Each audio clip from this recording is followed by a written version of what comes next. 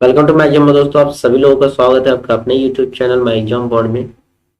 दोस्तों आज का क्लास हमारा PYQCN के प्रीवियस ईयर क्वेश्चन का सॉल्व है। ठीक है, प्रीवियस ईयर क्वेश्चन के साथ साथ इससे रिलेटेड जितना क्वेश्चन एक्स्ट्रा बन सकते हैं सभी क्वेश्चन का डिस्कस करेंगे आज क्लास में। ये क्लास स्टार्ट होने से पहले दोस्तों आप सभी लोग जो है लिंक शेयर कर दीजिए।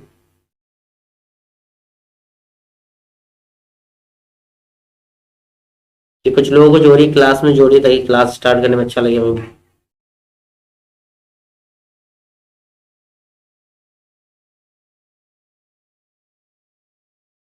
चलिए तो आज का हमारा पहला क्वेश्चन देखते हैं। हमारा फर्स्ट क्वेश्चन क्या है दोस्तों?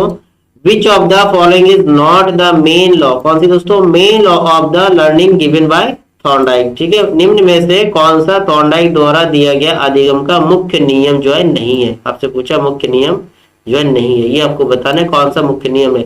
लॉ ऑफ एक्सरसाइज अभ्यास का नियम, लॉ ऑफ रेडीनेस तत्परता का नियम, लॉ ऑफ इफेक्ट प्रभाव का नियम, या आपके लॉ ऑफ एटीट्यूड अभ्यर्थी का नियम। चलिए आंसर कमेंट करिए, आंसर क्या होगा?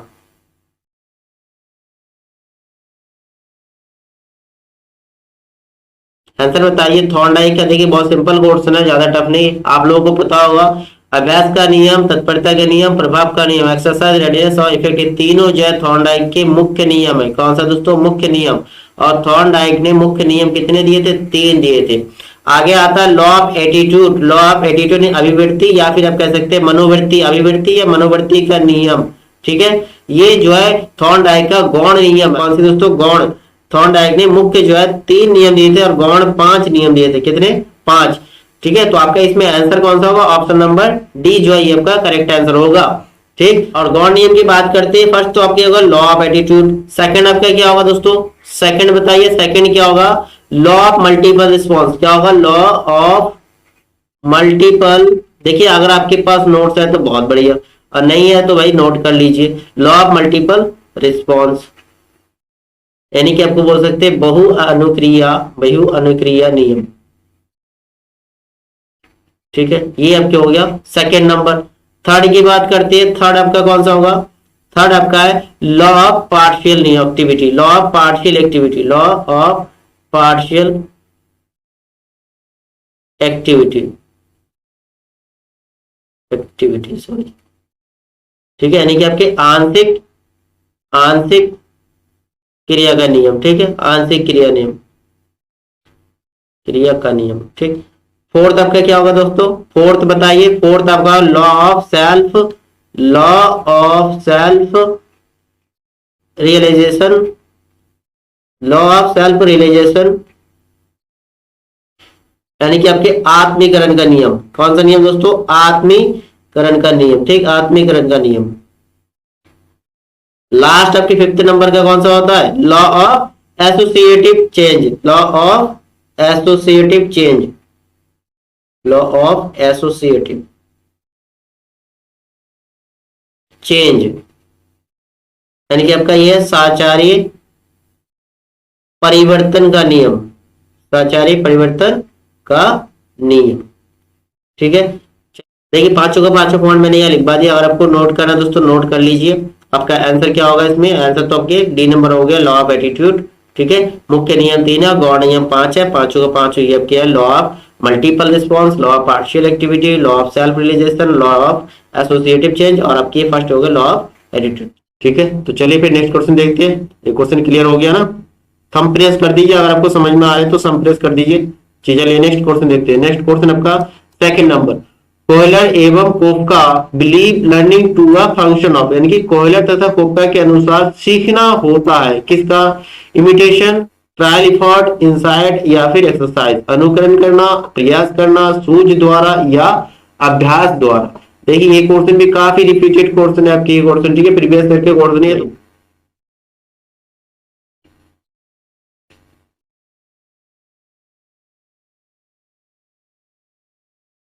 देखिए इसमें कई बार आता है कोयलर, कोपका नाम के, या वर्दीमार का नाम भी आता है। किसका नाम दोस्तों? वर्दीमार का भी नाम आता है। ठीक है, तीनों का सम्मिलित रूप से भी नाम आता है कोयलर, कोपका तथा वर्दीमार के अनुसार सीखना होता है। देखिए कोयलर ने कौन सा सिद्धांत दिया था दोस्तों? आप सभी लोगों को पता होगा, सूझ का सिद्धांत दिया था, इनसाइट का। ठीक है, सूझ का सिद्धांत दिया था। आपके इसमें आंसर क्या होगा? ऑप्शन नंबर सी जो है ये आपका करेक्ट आंसर होगा। सूझ का सिद्धांत आप सभी लोगों को पता होगा। इसमें से क्वेश्चन क्या बनता है? देखिए कई बार आता है सूझ का सिद्धांत में कोहलर ने किस पर प्रयोग किया था दोस्तों? कोहलर ने जो है दोस्तों चिंपैंजी पर प्रयोग किया था। किस पर दोस्तों? चिंपैंजी पर प्रयोग किया था। अब कई बार आता है कि चिंपैंजी जो प्रयोग किया था चिंपैंजी पर, उस चिंपैंजी का नाम क्या था दोस्तों? सुल्तान। क्या नाम था दोस्तों? सुल्तान। बाकी इसकी कहानी आप लोगों को पता ही होगा कि चिंपैंजी को बंद कर दिया गया था। उसके पास जो है दो छड़ी रखा गया था, एक मोटे और एक थोड़ा पतले था। ठीक है, ये जो है एक दूसरे के अंदर आराम से क्या आता है, सपोर्ट करके लंबे कर सकते थे। और इसके सामने जो है क्या लटका के रखा था? केला लटका के रखा था। ठीक है, केला लटका के रखा था कि इतनी ऊंचाई पर रखा था कि इसको अगर ये केला खाना है सिंपल सी है, उसको ये जो है छड़ी है, छड़ी को एक दूसरे में फंसाना पड़ेगा, फंसा के उसको लंबा करके फिर ये केले को अपने पास ला सकता है, फिर खा सकता है। ठीक, इस प्रकार जो है कोहलर ने प्रयोग किया था चिंपैंजी पर। ठीक है, यानी कि सूच का सिद्धांत आपका क्या हुआ? सूच का सिद्धांत उन्होंने कहा कि किसी भी परिस्थिति में अचानक किसी समस्या का हल निकालना। ठीक है, ये होता था सूच का, ये है सूच का सिद्धांत जो कोहलर ने कहा था। चलिए नेक्स्ट क्वेश्चन देखते हैं। बाकी अगर कोहलर के प्रयोग की बात करते हैं तो कमेंट करिए, अगर आपको कोई डाउट है तो इसका अलग से क्लास रख लेंगे। ठीक है, चलिए नेक्स्ट क्वेश्चन देखते हैं। नेक्स्ट क्वेश्चन आपका third number, who was the father of social constructivism? ठीक है, सामाजिक निर्माणवाद के जनक कौन थे दोस्तों? नोवैक, वाइगोस्की, फीजे या फिर ग्लासर क्लेफ्ट? ठीक है, कौन है दोस्तों सामाजिक निर्माणवाद के जनक? कौन है? कमेंट करिए जरा, सामाजिक निर्माणवाद के जनक कौन थे इसमें?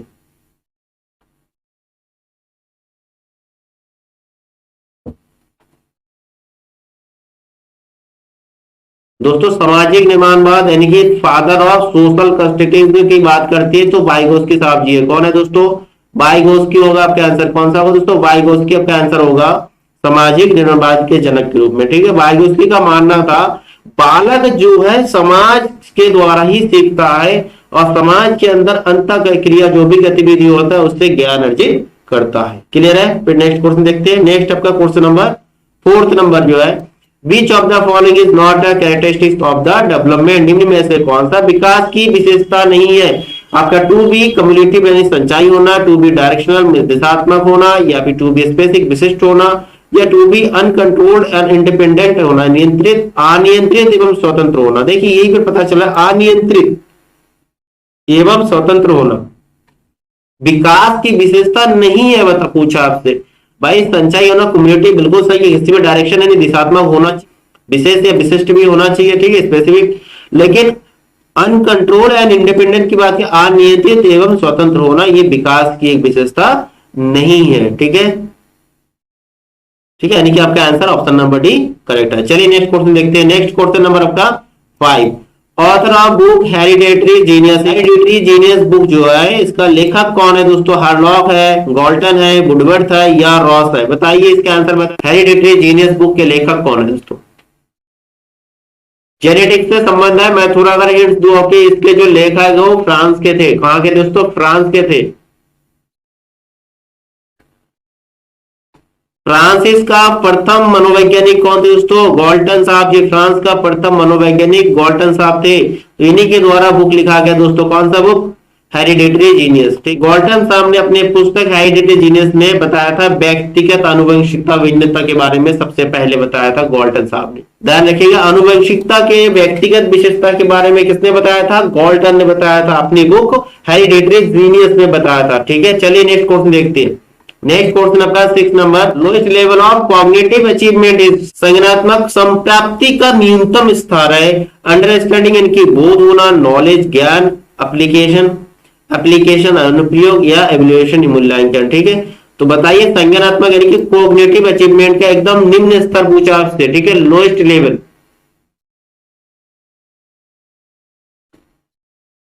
देखिए दोस्तों ब्लूम साहब ने जो है सीखने के उद्देश्य को 3 वर्गों में बांटा था। कितने दोस्तों? 3 वर्गों में। फर्स्ट उनका था संज्ञानात्मक उद्देश्य। क्या था दोस्तों? संज्ञानात्मक ज्ञान का क्षेत्र। ठीक है, संज्ञानात्मक ज्ञान क्षेत्र यानी कि कॉग्निटिव अचीवमेंट वाला फर्स्ट था। सेकंड इनका क्या था? भावात्मक ज्ञान क्षेत्र, फीलिंग की बात है। थर्ड आपका था संवेदी डोमेन, जिसे क्रियात्मक बोल सकती है, साइकोमोटर ज्ञान क्षेत्र। क्या? साइकोमोटर ज्ञान क्षेत्र। ठीक है, ब्लूम ने सीखने के उद्देश्य को 3 भागों में बांटा था। ध्यान रखिएगा, 3 भागों में बांटा था।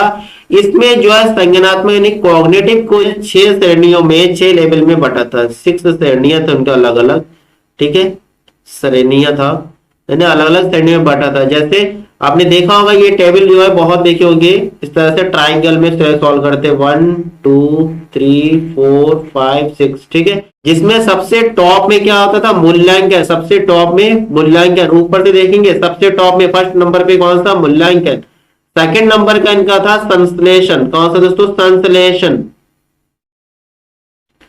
सेकंड आपके संश्लेषण, थर्ड है विश्लेषण, क्या दोस्तों, विश्लेषण, ठीक है, ये थर्ड हो गया। फोर्थ वन आपके अनुप्रयोग, क्या दोस्तों, अनुप्रयोग, ये है फोर्थ, ठीक है। सिक्स था, इसके नीचे और एक बना देते हैं, 6 टोटल, ठीक है। फिफ्थ नंबर पे आपका है बोध, ठीक है, और 6 पे था ज्ञान, ये है फिफ्थ, और लास्ट में 6 है।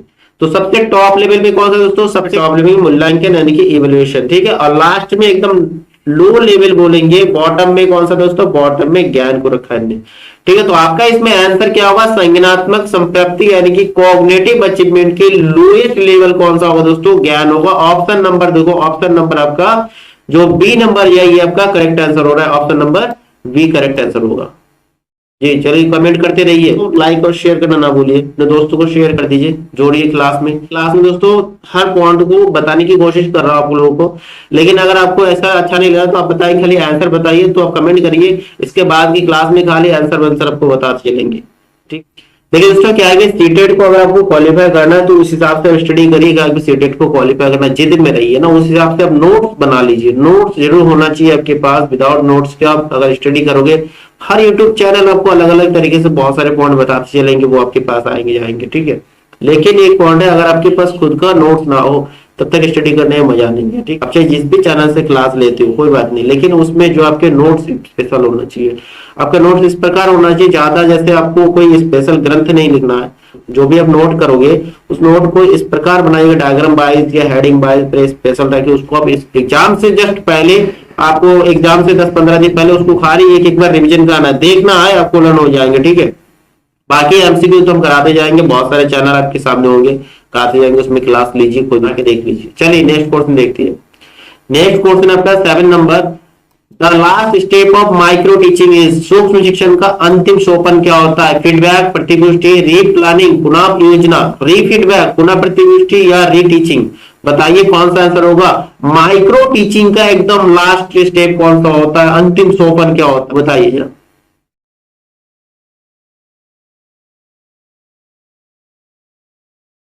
अगर आपने बीएड या डीएलएड जो भी किया उसमें आपने माइक्रो टीचिंग वाला पॉइंट अपने स्टडी किया होगा दोस्तों। माइक्रो टीचिंग में सबसे पहले भाई प्लान किया जाता है, लेसन प्लान, इनकी सबसे पहले प्लानिंग, सबसे पहला क्या होगा दोस्तों, प्लानिंग, ठीक है, जिसे हम बोलेंगे पाठ योजना।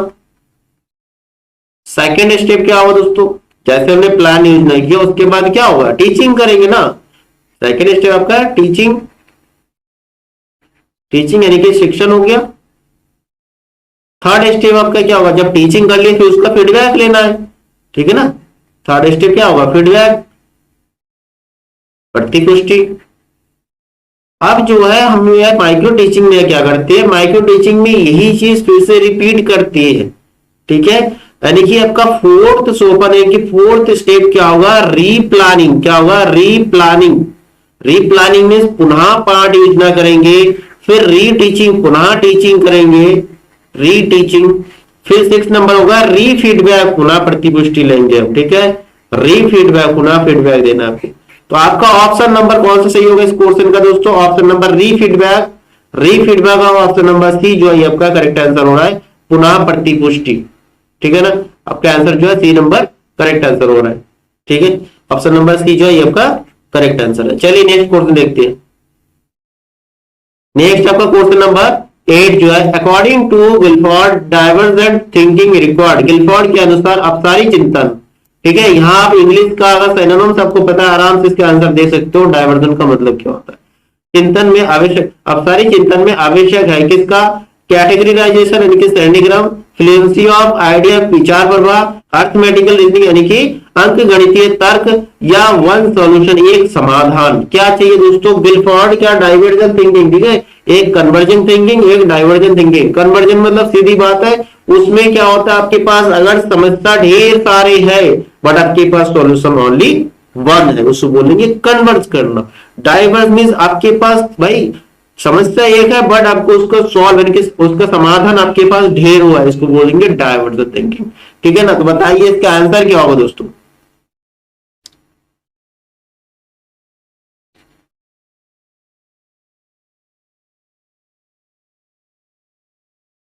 डाइवर्जेंट को और एक बार बोला जाता है आउट ऑफ बॉक्स। क्या बोला जाता है? आउट ऑफ बॉक्स, ध्यान रखिएगा। डाइवर्जेंट को कई बार आउट ऑफ बॉक्स के नाम से भी जानते हैं। ठीक है, तो इसका आंसर क्या होगा? विचार का प्रभाव। विचार भाई फ्लुएंसी ऑफ आइडिया, ऐसा आइडिया बहुत सारे आइडिया होना चाहिए। Fluency of idea, divergent thinking का मतलब होगा फ्लुएंसी ऑफ आइडिया। आपका ऑप्शन नंबर जो है बी है, ये आपका करेक्ट आंसर है। ठीक है, आउट ऑफ बॉक्स। चलिए नेक्स्ट क्वेश्चन देखते फिर।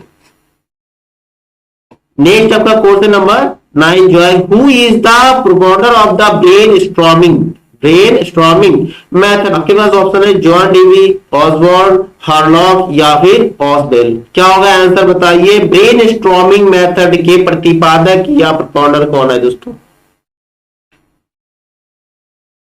देखिए ब्रेन स्टॉर्मिंग मीन्स क्या है? जैसे बालक के सामने ऐसा समस्या प्रस्तुत करना जिससे कि उस बालक के मस्तिष्क में जो उथल पुथल उत्पन्न हो जाए। ठीक है ना?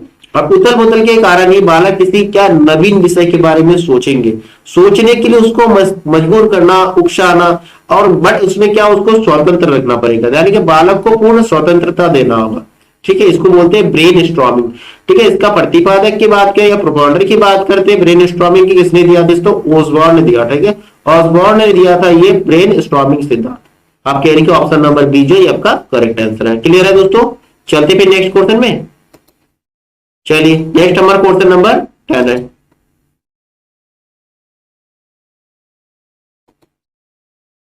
Who is associated with thematic appreciation test? प्रासंगिक अंतर्बोध परीक्षण से कौन संबंधित है? CD Morgan, H A more, both A और बी दोनों, या फिर जेएल मोरिनो।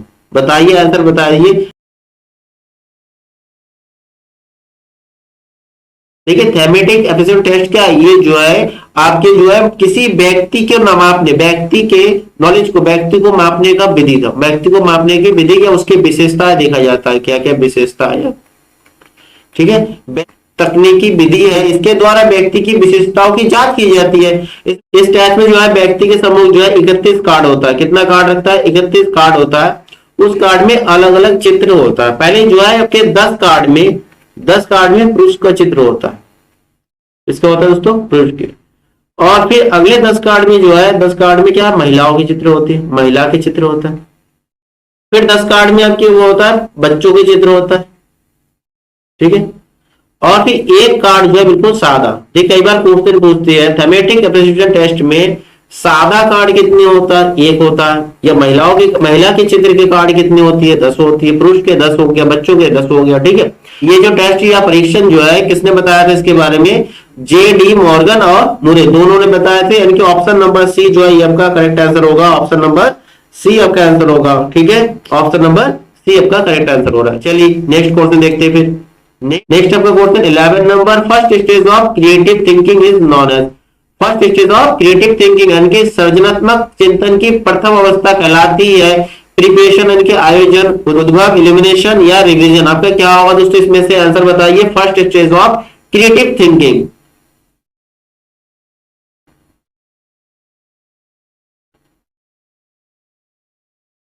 भाई समझ में आ रहा है? क्रिएटिव थिंकिंग जैसे किसी व्यक्ति को वह चित्र के पेंटिंग बनाने के लिए दिया जाता है तो वो पहले से उस चीज का क्या करेगा? अपने माइंड में प्रिपरेशन करेगा ना, तो आयोजन होगा। आंसर आपका क्या होगा? आपका करेक्ट आंसर प्रिपरेशन है या आयोजन आपका आंसर होगा। ऑप्शन नंबर ये जो करेक्ट आंसर होगा। ठीक है, प्रिपरेशन या आयोजन आपका आंसर होगा। First stage of creative thinking.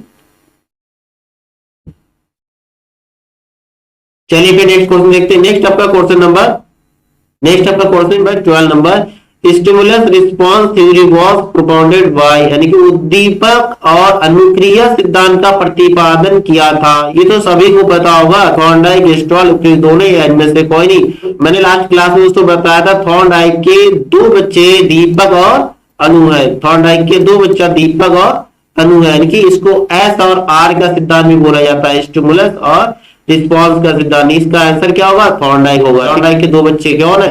दीपक और अनु। चलिए नेक्स्ट क्वेश्चन देखते हैं। नेक्स्ट क्वेश्चन आपका 13 number, which factor effect learning, कौन से कारक अधिगम को प्रभावित करते हैं? भाई पर्सनल फैक्टर यानी कि व्यक्तिगत कारक, इन्वायरमेंटल फैक्टर, सोशल फैक्टर या ऑल ऑफ अबव। सिंपल सी है, अधिगम को प्रभावित करने वाले, लर्निंग को प्रभावित करने वाले व्यक्तिगत हो सकता है, बिल्कुल व्यक्तिगत हो सकता है, पर्सनल कारण भी हो सकता है। इन्वायरमेंट तो होता है, बहुत ज्यादा इफेक्ट डालते हैं, सोशल का और ज्यादा इफेक्ट होता है। ठीक है, यानी कि आपका ऑप्शन नंबर डी जो है ये होगा सही आंसर। ऑप्शन नंबर डी जो है ऑल ऑफ दी अबव जो आपका आंसर हो रहा है, ऑल ऑफ दी अबव, उपयुक्त सभी आंसर सही है। चलिए नेक्स्ट क्वेश्चन देखते हैं। नेक्स्ट आपका क्वेश्चन नंबर 14 नंबर जो है, who gave the concept of multiple intelligence, बहुबुद्धि का सिद्धांत किसने दिया? पियर्सन ने दिया, वर्नर ने दिया, गार्डनर ने दिया या वाइगोस्की ने दिया? बताइए आंसर क्या होगा आपके, बहुबुद्धि का सिद्धांत किसने दिया?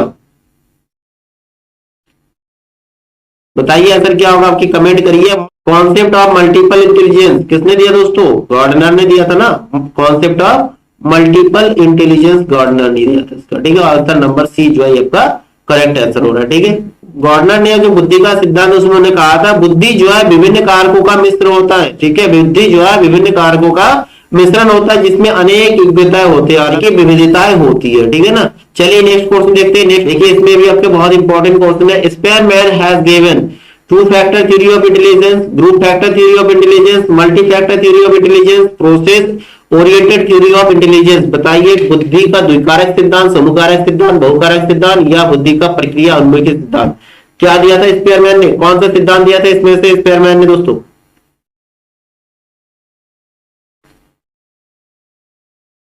तो आंसर क्या होगा दोस्तों? स्पेयरमैन ने क्या सिद्धांत दिया था? टू फैक्टर थ्योरी दिया था। कौन सा? Two factor theory. और टू फैक्टर कौन कौन सी है?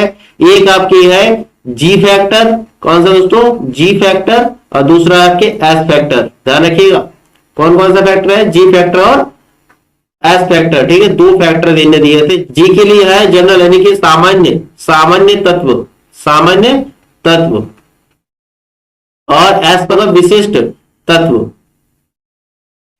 देखिए सामान्य बुद्धि की बात करते हैं। सामान्य बुद्धि दोस्तों जन्मजात होता है, जन्म से होती है, एकदम जन्म से होती है व्यक्ति में।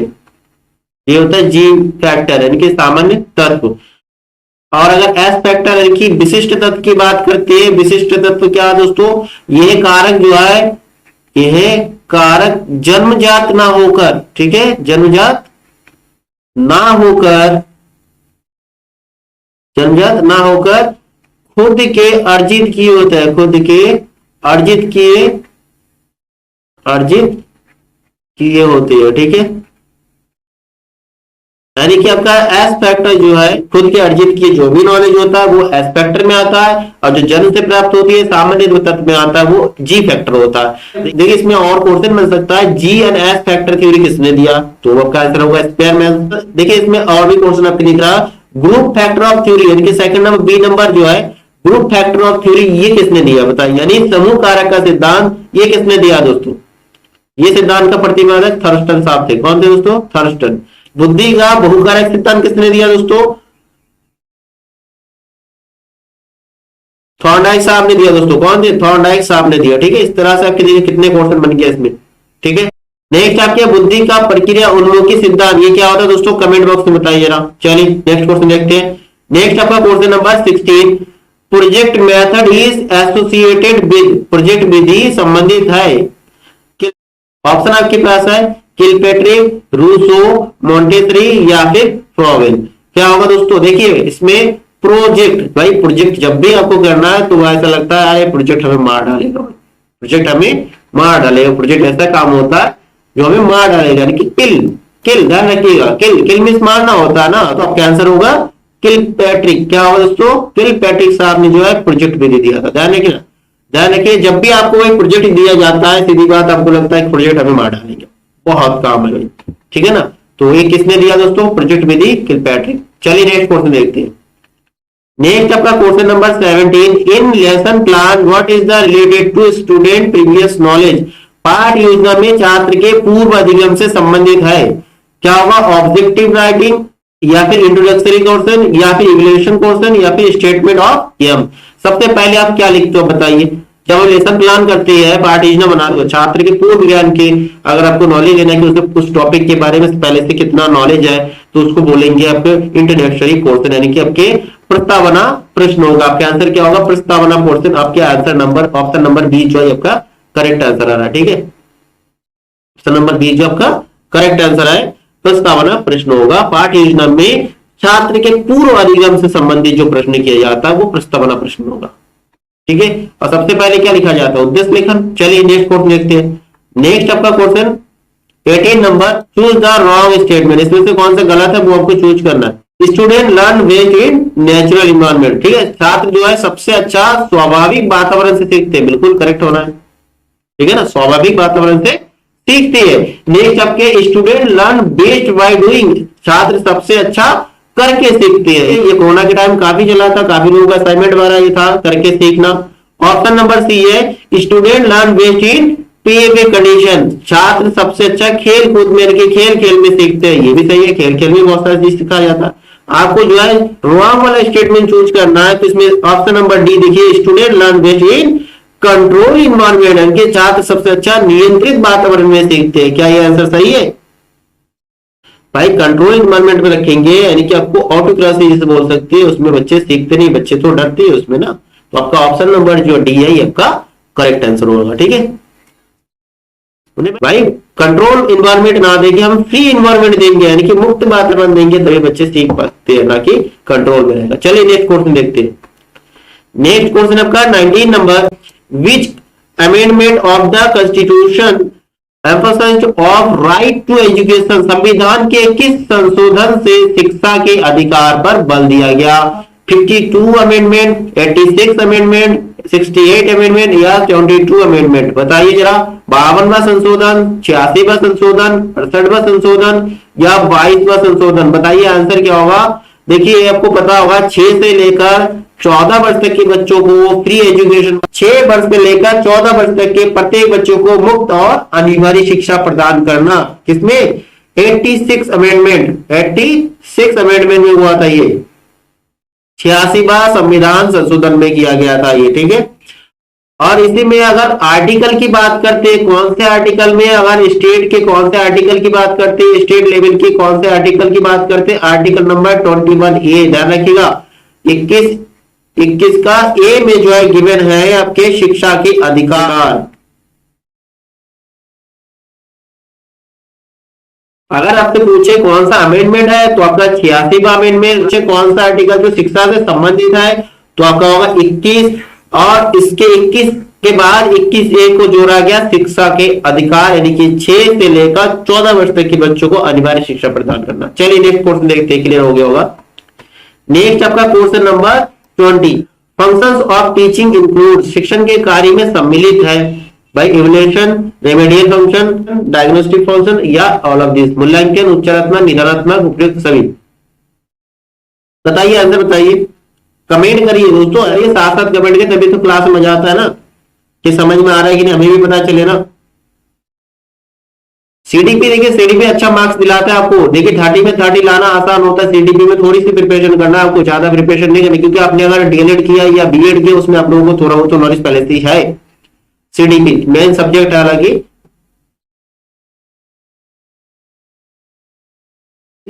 देखिए सीटेट क्वालिफाई करना टफ नहीं है। जिनके अगर मैथ अगर मान लो थोड़ा कमजोर भी है तो वो भी आराम से कर सकते हैं भाई। 30 क्वेश्चन, 30 दो लैंग्वेज का हो गया। अगर एक लैंग्वेज में आपके पकड़ है ना, एक लैंग्वेज में पकड़ है, जैसे हिंदी में आप 30 में 30 लाए, सीडीपी में 30 में 30 लाए, 60 आपके हो गया ना।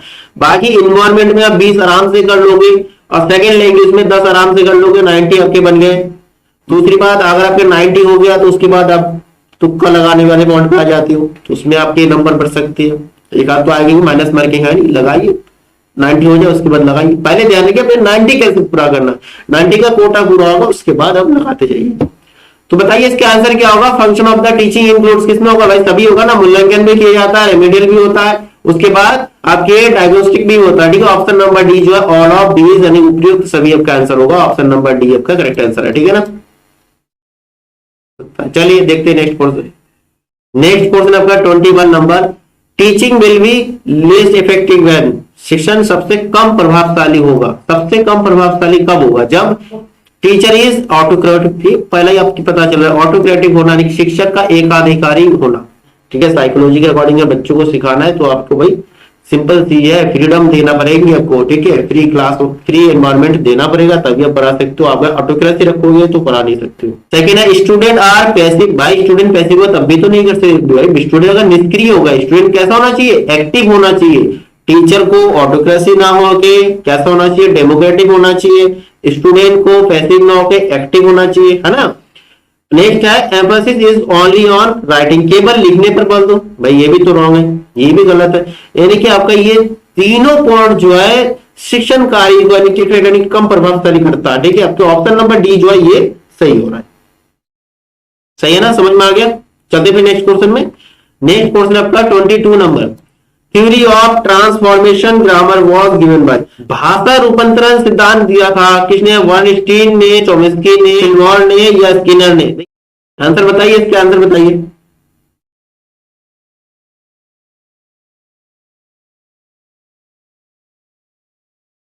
देखिए भाषा की बात किया गया यहाँ पर, भाषा यानी कि ग्रामर लैंग्वेज की बात किया गया तो वही चॉम्स्की ने दिया था, सबको पता होना चाहिए दोस्तों। चॉम्स्की साहब ने जो है भाषा ग्रामर से संबंधित कहा था, ठीक है। चॉम्स्की को दोस्तों भाषा विकास का जनक कहा जाता है, ध्यान रखिएगा, भाषा विकास का जनक, ठीक है। भाषा विकास का जनक चॉम्स्की जी को कहा जाता है, ठीक है। चॉम्स्की ने क्या बताया था? चॉम्स्की ने बताया था कि किसी बालक का जो भाषा या व्याकरण उसका जो जन्मजात क्षमता होती है उसकी, ठीक है। चलिए नेक्स्ट क्वेश्चन देखते हैं। नेक्स्ट क्वेश्चन आपका 24, identify the components of motivation from the following, निम्न में से अभिप्रेरणा के घटकों की पहचान करें। नीड, ड्राइव, इंसेंटिव या फिर ऑल ऑफ अबव, सही। देखिए मोटिवेशन की बात करते हैं या अभिप्रेरणा की बात करें, अभिप्रेरणा क्या होता है? किसी व्यक्ति में जो उसकी आंतरिक जो भी जो पॉइंट होता है उसको इंसेंटली जो होता है उसके लक्ष्य को प्राप्त करने के लिए उसको एक्टिव करना, ये क्रियाशील बनाना, ठीक है, अभिप्रेरित करना, ये होता है अभिप्रेरणा, ठीक है। लक्ष्य के प्रति सकारात्मक या नकारात्मक दोनों हो सकता है। प्रेरणा कोई घटक में भाई नीड होगी तभी तो अभिप्रेरणा होगा, कोई चीज की अगर आपको नीड ही नहीं है तो मोटिवेट आप जितना भी कर लो कुछ नहीं होने वाला, ठीक। मोटिवेशन का घटक जो आपके क्या होगा? नीड होना चाहिए, उस व्यक्ति में नीड होगा तभी तो वो मोटिवेट होगा। नेक्स्ट आपके ड्राइव, ये अंतर्नोद होना चाहिए, ठीक है, अंतर्नोद होगा तब आप मोटिवेट होते हो। इंसेंटिव, भाई प्रोत्साहन तो देना चाहिए, भाई अच्छा काम किया तो उसको प्रोत्साहन दो तो आगे काम और अच्छा करेगा, सिंपल सी है, तो ये एक तरह का मोटिवेशन हो गया। तो आपके ऑप्शन नंबर कौन सा हो रहा है? ऑप्शन नंबर डी जो है करेक्ट आंसर है, ठीक है। ऑप्शन नंबर डी जो है आपका करेक्ट आंसर है। तो चलते फिर नेक्स्ट क्वेश्चन में। नेक्स्ट क्वेश्चन आपका 25 number, psychoanalytic theory of the proposed by the, मनोविश्लेषणात्मक सिद्धांत के प्रतिपादक थे कौन? सिगमंड फ्रॉइड, अल्पोर्ट, गिलफोर्ड या आपके सेकंड और थर्ड, बी और सी की बात करें, सेकंड और थर्ड दोनों, बताइए आंसर क्या होगा? देखिए साइको एनालिटिक की बात करें, साइको एनालिटिक में इसका सिद्धांत किसने दिया था? सिगमंड फ्रॉइड ने दिया था ना, सिगमंड फ्रॉइड साहब ने दिया था। ओके दोस्तों, तो आज के क्लास हम यही तक रखते हैं, ठीक है। 25 क्वेश्चन आज का हो गया हमारा, ठीक है। 30 क्वेश्चन का लग था तो क्वेश्चन हमारा नहीं बन पाया, तो आज 25 क्वेश्चन रखते हैं आज की क्लास में। तो क्लास आपको कैसा लगा आप जरूर बताइए कमेंट करके, और अपने दोस्तों को शेयर कर दीजिए जो भी सीटेट का प्रिपरेशन कर रहे हैं आपके साथ जी। तो फिर नेक्स्ट क्लास में मिलते हैं दोस्तों, मैथ क्लास में जरूर मिलेगा, ठीक है, मैथ पेडागोजी का जो है। चलिए दोस्तों फिर नेक्स्ट क्लास में मिलते हैं, थैंक यू दोस्तों, बाय।